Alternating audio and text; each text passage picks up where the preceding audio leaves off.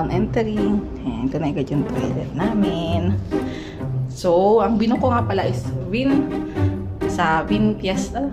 Holiday Fiesta. Kukok ay twin size bed. Ayan. Ayan siya. Ayan, coffee. Pwede pa yung coffee. Ayan, gamit namin. So, nagkalat. Ano yan? Ayan, laundry bag.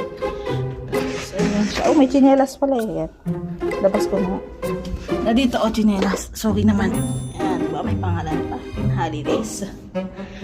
Ayan. Tapos yung TV. Tapos ito rin na nyo. Pinagdikit namin yung bed. Nag-request kami. Pwede naman pala.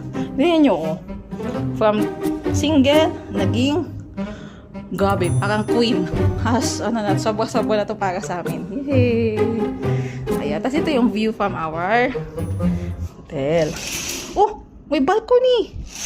Hindi ko na kung pwedeng buksan, pero parang pwede. Yan o. Oh.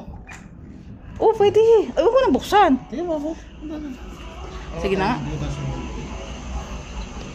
Wala, sa likod yung view eh. Pero ayan o, di ba?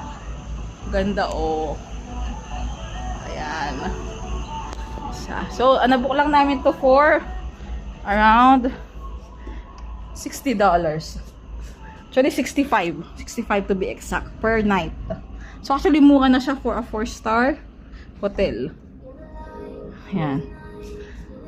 So, try nyo din next time kung mapupunta kayo ng Kukok.